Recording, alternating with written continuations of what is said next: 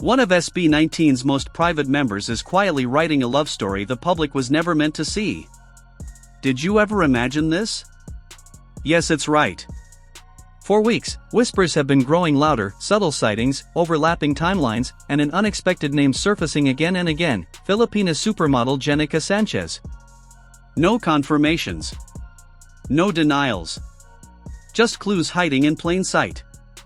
Is this just another fan-made theory, or something deeper exposing behind the scenes? Today, we reveal everything fans are noticing, what the media is hinting at, and why this rumor refuses to fade. Like, share, and subscribe, because this story is bigger than you think. In entertainment circles, this development isn't being treated as a question anymore, it's being treated as a moment. Over recent weeks, Ken Suson and Jennica Sanchez have become a quiet but constant topic across fan spaces, fashion conversations, and pop culture commentary. Not through dramatic headlines, but through steady acknowledgement. When a story stops being challenged and starts being referenced casually, that's when it shifts from speculation into acceptance. The timing is exact. SB19 has entered a phase where their presence is no longer regional, it's global. International performances, cross-industry exposure, and fashion visibility have placed every member under intensified observation. At this level, personal lives don't suddenly appear, they surface because they can no longer stay invisible. What once slipped under the radar now registers instantly. What's notable is the absence of resistance. In today's media environment, inaccurate narratives are corrected quickly, especially for artists with strong management and global reach. That correction hasn't happened.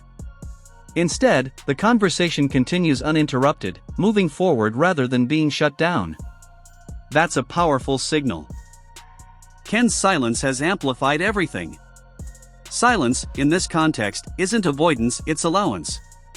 When nothing is denied, nothing is hidden, and nothing is corrected, the public reads that clearly. Add the natural fascination with a deeply private artist, and attention multiplies. This isn't random gossip. This is timing, visibility, and curiosity aligning, and once that alignment happens, the story doesn't fade, it settles in. Ken Suson has never been an open book. And that's exactly why this moment carries weight. Within SB19, Ken is known as the most controlled, the most selective, and the most intentional about what he allows into public view. He doesn't rely on personal narratives for relevance. He doesn't invite speculation. For years, his approach has been consistent: artistry stays public, life stays private. That contrast is what makes him magnetic. On stage, he's unfiltered, intense vocals, emotional delivery, and commanding energy. Off stage, he's restrained, thoughtful, and clearly protective of his inner circle. In multiple past interviews, Ken has emphasized boundaries, balance, and the importance of keeping parts of himself untouched by fame. Fans absorbed that message and respected it. Which is why this development lands differently. This isn't a sudden personality shift. It's a natural progression. When someone as private as Ken allows any aspect of his real life to be visible, without explanation, without performance, it reads as intentional. Entertainment observers recognize that pattern immediately. This isn't exposure, it's emergence. That's also why fans rarely connected Ken to personal headlines before. There was nothing to connect. Now, the presence of Jennica Sanchez within the same cultural conversation feels aligned, not forced. It fits the version of Ken fans already understand. When the quietest member becomes the most talked about, it's not because he chased attention. It's because attention finally caught up to him. What truly shifted this conversation wasn't just Ken Suson's name, it was Jennica Sanchez's. In the Philippine fashion industry, she isn't an internet personality chasing relevance, she's a professionally established Filipina supermodel with a growing portfolio that speaks for itself. Editorial shoots, runway credibility, and a refined public presence have placed her firmly within high fashion circles, not trend-based social media fame. Her rise has been steady, not loud. Jennica doesn't dominate headlines with controversy or oversharing. She lets her work define her visibility, which immediately set her apart in the public's mind. That distinction matters. When her name entered the same cultural space as Ken Suson's, it didn't feel like a publicity move, it felt aligned. Observers quickly noticed how her image mirrors Ken's energy, controlled, elegant, and intentional. Neither relies on constant online validation. Neither builds relevance through noise. That symmetry is what made fans pause instead of dismiss. This wasn't a random influencer mention or a fleeting association, it carried weight. Another key factor is credibility. In entertainment culture, clout-chasing narratives are easy to spot, and this didn't read like one. There was no sudden self-promotion, no opportunistic visibility spike. Everything remained composed, measured, and consistent with Jennica's established professional identity. That's why fans didn't brush this aside. They recognized this name for what it represented, substance, not spectacle. And once that recognition set in, the conversation shifted permanently. Once the names were connected, attention turned to details, and that's where modern fandoms excel. Fans didn't jump to conclusions. They observed. Quietly. Carefully. Overlapping timelines, shared environments, and parallel movements began to surface, not as accusations, but as patterns that invited closer examination. What stands out is how methodical the reaction has been. This time, fandom detectives aren't chasing screenshots for shock value. They're cross-referencing context, locations that align, moments that echo, and timelines that make sense only when viewed together. Nothing dramatic. Nothing forced. Just consistency. Social media behavior has also played a role. Not what's posted, but what isn't. Fans today understand that public figures curate absence as much as presence. Subtle shifts in posting habits, restrained visibility, and parallel quiet periods speak volumes to audiences trained to read between the lines. What makes this different is caution. Instead of rushing to label or exaggerate, fans are choosing restraint because the signals don't need amplification. They stand on their own. In an era of instant misinformation, this measured response actually strengthens credibility. At a certain point, coincidence stops feeling accidental. Not because of one moment, but because of repetition. Patterns don't announce themselves, they reveal themselves slowly. And once fans recognize a pattern, the narrative doesn't explode, it settles into understanding. What elevates this story beyond fan discussion is how entertainment media itself has handled it. Coverage surrounding Ken Suson and Jennica Sanchez hasn't been loud or sensational, and that's precisely why it carries weight. Instead of dramatic claims, industry writers have used careful, deliberate language, terms like buzz, ongoing conversation, and unconfirmed developments. This is not avoidance, it's professional framing. In celebrity journalism, wording is strategy. Media outlets understand the difference between reckless speculation and widely acknowledged situations that simply haven't been formally addressed. What stands out here is that no major platform has dismissed the narrative outright. There have been no corrections, no counterstatements, no framing that labels the story as false or misleading. That absence is meaningful. Neutral wording protects credibility while signaling awareness. It allows media to acknowledge what's circulating without forcing premature conclusions. And when multiple outlets independently maintain the same cautious tone, it suggests shared understanding within the industry. Equally important is the silence from both camps. In situations where narratives are inaccurate, clarification typically comes swiftly, especially for artists with global management structures like SB19. That hasn't happened. No pushback. No narrative shutdown. In entertainment culture, silence doesn't always mean secrecy, it often means acceptance without announcement. Media restraint, combined with a lack of denial, creates a space where stories aren't shouted but quietly recognized. Sometimes, the loudest confirmation is simply letting the conversation continue uninterrupted. From the beginning, the group has drawn a clear line between artistry and privacy. Music, performance, and advocacy are shared openly. Personal relationships are not. That boundary has never been accidental, it's been consistent. In P-pop, dating confirmations are rare not because relationships don't exist, but because visibility isn't required. Unlike industries that rely on public couple branding, SB19 operates on credibility, longevity, and trust. Their value isn't tied to personal disclosure. And because of that, silence is not unusual, it's standard. When compared to other idol groups across Asia, SB19's approach aligns with a more mature model: privacy as protection, not secrecy. Relationships are not content.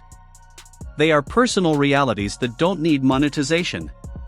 What's changed over time is the fandom. Early idol culture thrived on possession and fantasy. Today's fans prioritize respect and well-being. Growth brings understanding. Boundaries are no longer viewed as distance, they're seen as dignity. That's why reactions have been measured, not explosive.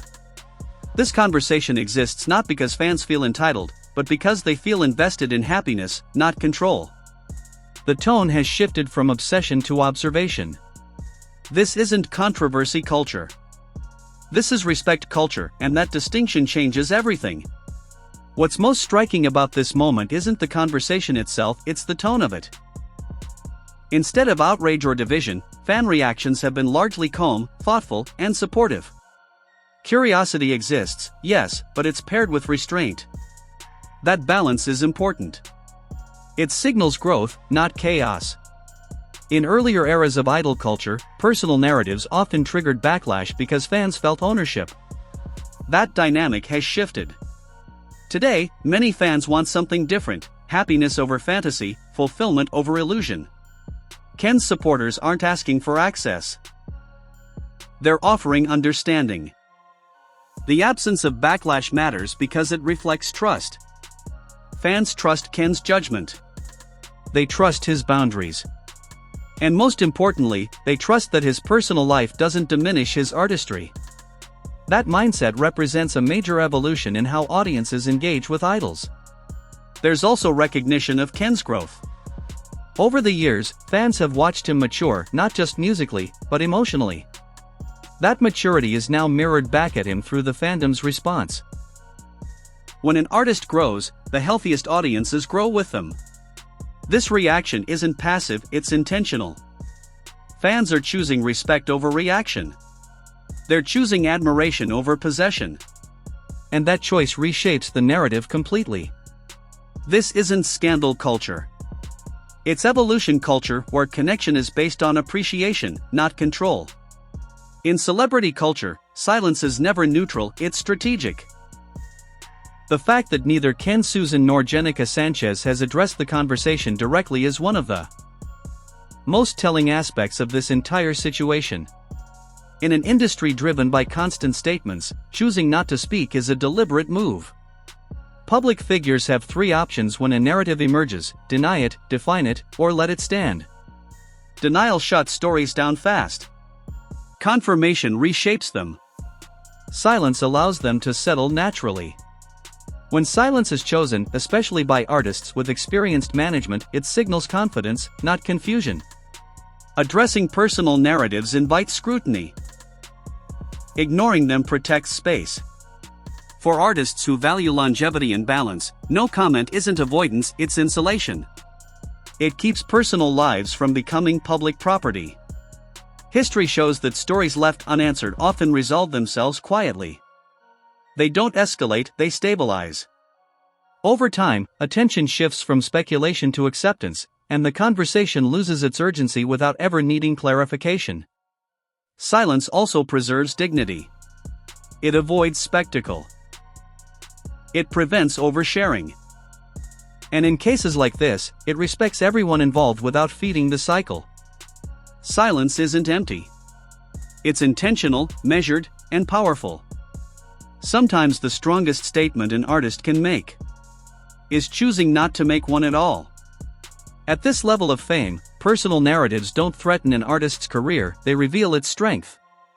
For Ken Suson, this moment does not disrupt SB19's momentum, it reinforces it. Idol branding today is no longer about illusion. It's about authenticity, stability, and growth.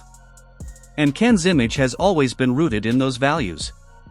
Rather than weakening his appeal, this chapter subtly humanizes him. Fans aren't disengaging, they're standing firmer. Why? Because Ken's artistry has never depended on mystery alone. It's built on discipline, emotional depth, and creative credibility.